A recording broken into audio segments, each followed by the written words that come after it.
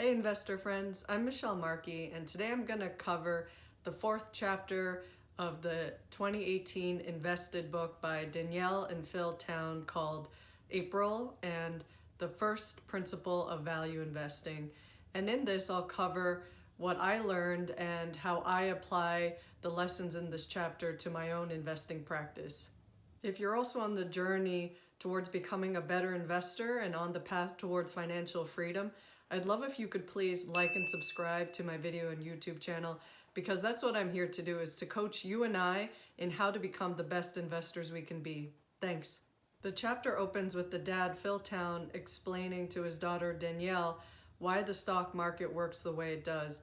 And he says, let's assume that people are rational and that a fund manager would never sell a stock worth $100 for $50, and he wouldn't buy a stock worth $50 for $100. And this is the premise of the efficient market hypothesis, or also known as efficient market theory. So whether you call it EMH or EMT, it's the same thing. And this concept came out in the 60s and 70s and was popularized in academia, so it's taught at a lot of major business schools. And this theory goes that since people are rational, they would only buy and sell stocks at prices reflecting the company's worth, and therefore it can't be possible that a stock reflects anything but its underlying value and its price. And this theory goes that all the available information is baked into the price already of a stock. So of course the stock is always worth what you would buy it at current market prices. And Phil explains how many investors, traders, and economists have disproved this theory and that it's not correct, and that you actually can find inefficiencies in the stock market, as Warren Buffett has done, and he's not just a lucky monkey as this theory would claim he is. And Warren Buffett even came out with an article in the Columbia Business School magazine entitled "The Super Investors of Graham and Doddsville" back in 1984. And I kind of feel like we could update that to something like the super investors of Buffett and Mungerville in today's age. So I kind of enjoy how Warren Buffett reflects on the silliness of this theory. The book goes on to quote Buffett in his Super Investors article when Buffett talks about how he and others that followed business professor Benjamin Graham in the investing strategy, that mentally they're always buying the business, not the stock. And that when there's a herd mentality on Wall Street that sets the price of a stock, it's not possible that the market is always setting the price rationally, because there will be people who are feeling the most emotional, depressed, or greediest, and therefore it can't be right that the stock could possibly be rational all the time. And then one of my favorite things that Warren Buffett has written is actually in his 1988 annual Berkshire Hathaway letter, in which he says, "Naturally, the disservice done students and gullible investment professionals who have swallowed EMT has been an extraordinary service to us and other followers of Graham.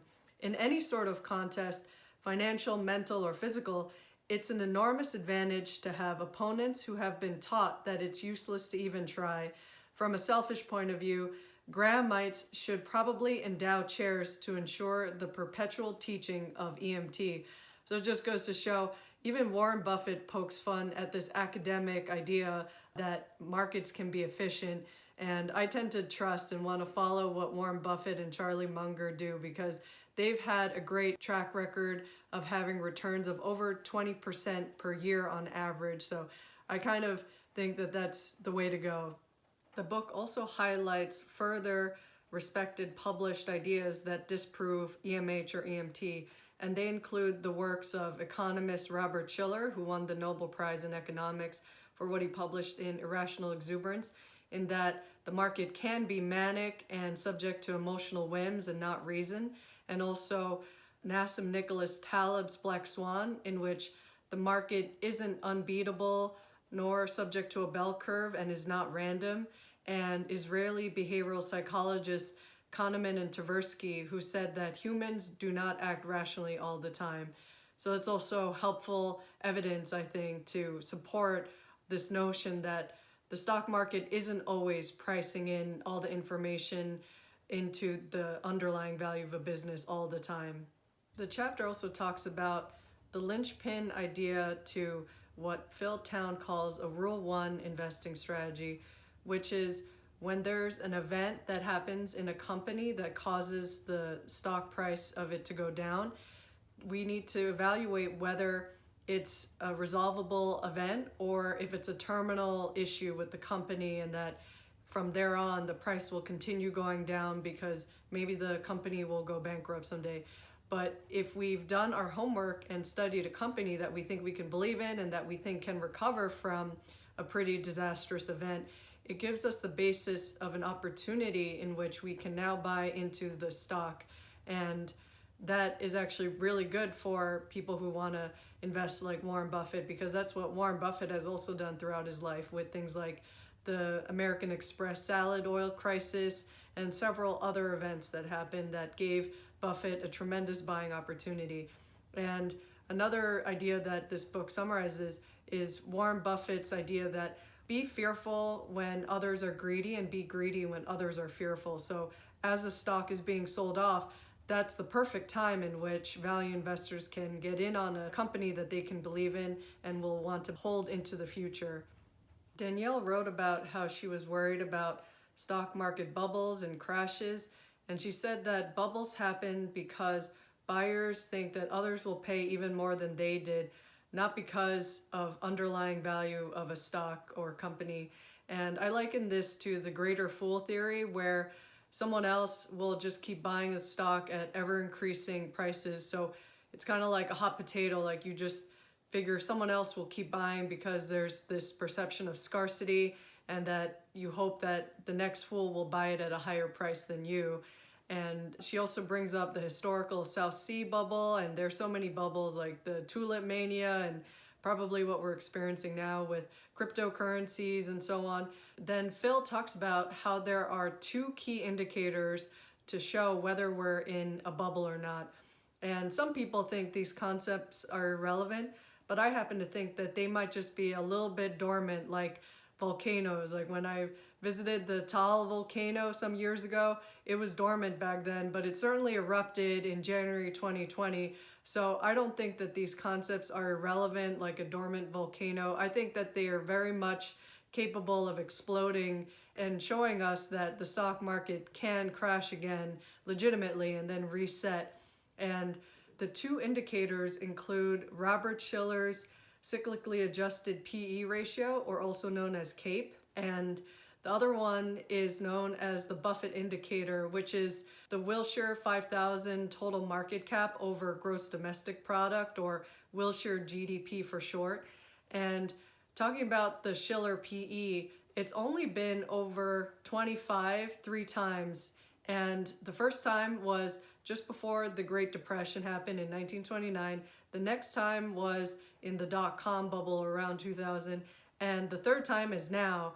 And it's even worse than when this book published it around 2017, 2018.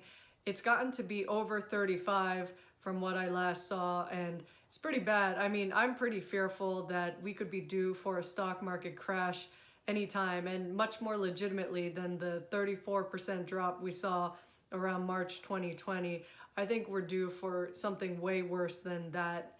And then when it comes to the Buffett indicator, this is showing us that we're overpriced in a way that's double than the traditional value of 100%. So if you saw on this chart, like what the 100% mark would show that, okay, the market's starting to get a little overheated.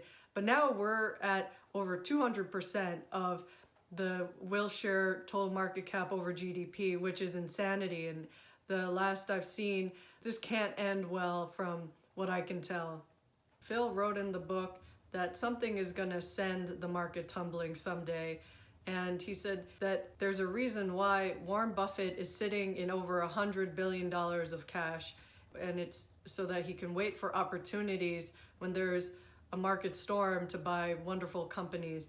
And if you also look at the most recent 2020 Berkshire Hathaway annual letter that came out on February 27, you'll see that Buffett is holding on to $138 billion of cash from insurance float premiums that doesn't belong to them, but it's nonetheless theirs to deploy when there are the right kinds of market opportunities. So I'm looking forward to seeing Buffett take more action, because the only thing he's been doing much of lately is buying back Berkshire Hathaway stock. And although that's maybe the best place to put some money, he would really love to use more of the billions of dollars that he has just waiting around, and he's waiting for an opportunity when it rains and that he can take a bucket load of this cash out and not just a thimble of it to make it work. So all this background information and context sets us up for how Charlie Munger brought Warren Buffett's investment game to the next level. And this chapter highlights how Charlie Munger, Warren Buffett's closest friend and business partner, had the idea that it's better to buy a wonderful business at a fair price than to buy a fair business at a wonderful price. And he also goes on to say that you should be aware of what you don't know and stay rational and buy a business on sale that you understand. So with these ideas that constitute Charlie's philosophies, Phil also brings up a YouTube video that Danielle and he cover in the beginning of their podcast, and also a little bit in this book, of this 2012 BBC interview that Charlie gave, in which he talks about simple investing principles that are so easy and simple that what else would the academics teach for the rest of the semester? And these 4 principles reflect that businesses must be businesses we're capable of understanding, that have intrinsic characteristics that give it a durable competitive advantage, and that have management with integrity and talent, and that we can buy these businesses at a price that makes sense and gives us a margin of safety. So that means that, like Graham taught Buffett, that we're able to buy a business worth $10 for only $5. So these simple principles will allow us to go very far if we follow them closely. So in further exploring what it means to be capable of understanding a business, we need to consider what I've also talked about in previous videos, known as the 4 levels of mastery, or also our circles of competence. And these ideas are so key that, like Charlie Munger says, a lot of people go beyond the edge of their competence, and then that's when they get in trouble. So it's super important for us to pay attention to this. And even Warren Buffett is famous for having this too hard box or tray on his desk, where when things are too hard, they go in the too hard pile, and then he doesn't even think about it or consider it anymore. And Phil says that we should think of 90% of things as being too hard or an outright no for us. And maybe we can come back to them someday, but it's up to us to figure out the boundaries of our knowledge and know when something is too hard or not, for us to be capable of understanding and then knowledgeable enough so that we can make wise investment decisions. And onto some practical applications of what we've learned so far. So Danielle is happy to take out a legal pad, and in my case, I take out a trusty notepad with trusty pens, and this will be very useful in this next practical exercise we do. And I put together a checklist of what I took as my to-dos in this chapter, and they also will be useful in not only writing out the checklist of what we should do, but also drawing a Venn diagram of our circles of competence or our interests, and what we can then use as a clue to study companies we might be interested in buying or learning more about. I put together this checklist based on the end of the April chapter, in which Danielle suggested some things we can do, and I also added a couple more ideas from what I gathered in this chapter. And the first one is to mentally commit to start researching companies and industries of interest this month, and then next to do the 3 circles Venn diagram exercise to do investing research in one's areas of interest. And what this means to me is I then created on my trusty notepad 3 circles, and they're as follows. My 3 circles exercise covers 3 questions that the book poses, in which Danielle also shares a diagram of her 3 circles, and mine include answering the questions of about what am I passionate, what do I vote for with my money, and in my opinion, time by extension, and where do I make my money. And then I highlighted a bunch of things that are important to me in which I think I'm passionate, like investing and Costco, Berkshire Hathaway, and I enjoy snowboarding, traveling, rugby, hot sauce, craft breweries, helping people, Jeep Wranglers, and I make my money in getting interest from my bank accounts and investing, working at a tech nonprofit and doing project management work. I get more money from credit card rewards, side hustles, and dividends. So that was my 3 circles, and I hope you also create yours. And I'd love to hear from you and what you thought about this exercise and if it was useful for you to help you narrow down your search for companies and industries that would be of interest to you. The next thing to do, much like Danielle does, is as I'm having my morning coffee, I then choose and read a business newspaper in which to gather all the news about the latest in businesses and what's going on in the markets. And this mug is even something that gives me joy because it's this Starbucks mug that has cool designs of the state of Montana, and it shows that I'm keenly interested in Starbucks as a company. So the newspaper I would choose is the Wall Street Journal, and in this I go scrolling down and try to be at least on a high level knowledgeable about the latest happenings in the market and with companies I'm interested in. The next item on the to-do list is to practice an investing intensive, which is reading the Buffett Bible, or also known as the Berkshire Hathaway annual letters. And I'm about halfway through this set, and I include even Buffett's partnership letters going back to 1957. And the latest one that is available for us to read is the 2020 annual letter that came out on February 27. So I'm looking forward to reading this one and catching up more on Berkshire Hathaway's letters because I'm definitely interested in buying more Berkshire Hathaway B stock. Next on the list is I start building a wish list or shopping list of the companies I'd be interested in learning more about or buying.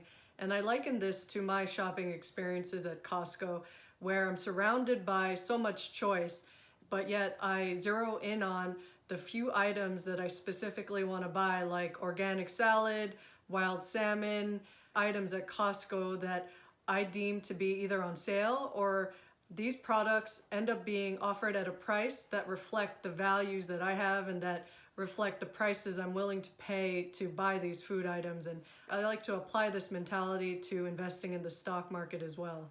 So my example wish list of companies that I would buy when they're on sale include companies like Berkshire Hathaway, Starbucks, Costco, Apple, and Visa. And these stocks are also owned by guru investors that I respect and admire that include Warren Buffett, Charlie Munger, and Bill Ackman. And there's so many more. I know Phil Town follows 46 gurus that cover 500 to 600 companies. So that's a very good starting point in which to consider if all these amazing investors did a lot of the hard work and then they're invested in some of these companies, it could be a clue and a suggestion to consider maybe we should copy them like Monish Pabrai does and try to invest in some of these that we also have done our homework in and have evaluated these companies and we believe in them. So that's one thing that I keep in mind when it comes to these companies and how I put together my wish list. Next item on the to-do list is to look at companies' 10K annual reports and Guru's 13F filings in the Securities and Exchange Commission's EDGAR site. And so taking us through one example of a company I would buy, and I actually own Starbucks. So I go to the SEC EDGAR site as shown here. And here we see I put in Starbucks Corporation or SBucks, and then it brings me up results and I zero in on the 10K annual reports, and this happens to show the last 5 years worth, but I'm sure I could find more annual reports if I'd like to. And then I look at the 10K and I try to read what's important here. So like Danielle says, eventually, just like reading through gossip columns, you try to look for the juicier parts, and that's what we'll come to find. So I look for things like risk factors and markers of competitive advantage and how the moat is still being maintained or taken apart, and seeing if the financial progress the company is making is still in line with the valuations that I've done on the company. And then I also check out what my favorite gurus might be investing in. So In another example, using the SEC EDGAR site, I look up Pershing Square Capital Management LP, which is a fund that Bill Ackman uses to invest in stocks. So in his fund, I see on the SEC EDGAR search that he has the 13F filing ending December 31, 2020. And when I look at the XML file and open it in Excel, I can see which companies that Bill Ackman is invested in. And it also includes Starbucks and maybe some others that maybe I might be open to learning more about and potentially investing in because this great investor is in them. And I also check these same stocks that Bill is invested in. They're also shown on this Data Roma site. So I find that kind of useful because it takes what's sort of like the clunky version of what the SEC has and makes it easy to understand. And by extension, I also check what is Warren Buffett invested in. And I see also on Data Roma that there are certain holdings that make up the top 8 of the Berkshire Hathaway portfolio. So whether I choose to pay attention to some of the other stocks on this, I try not to worry about too much of the smaller positions because those might have been bought by Ted and Todd. But for the ones that I think Buffett might be really invested in, those might also give me some clues to consider what I might also want to invest in. The lessons and principles we learned in this chapter are key to having a solid foundation of how to be a good value investor. And to quote Charlie Munger, he says that all good investing is value investing in his mind. So that's what I'm striving to be. And I really hope that you also try out some of this and allocate some time in your own schedule. And like Danielle says, just go for it, as is my last point in my checklist. And none of this is easy. I don't want to make light of how much work will need to go into this if you truly want to be an investor of the kind like Buffett and Munger. And the reward that we might potentially achieve in this is that we might be able to invest in companies that can yield us returns similar to what Buffett and Munger have been able to achieve. Something like at least 15 to 20% a year of returns versus what the stock market on average has historically performed at, which is maybe anywhere from 7 to 10% on average. So I'd love to be better than average, and that's why I'm working so hard to be the best investor I can be, and I hope the same for you. And if you enjoyed this video or learned something, please like and subscribe. And I look forward to talking with you in another video, and I wish you well on your journey towards financial freedom. Till next time.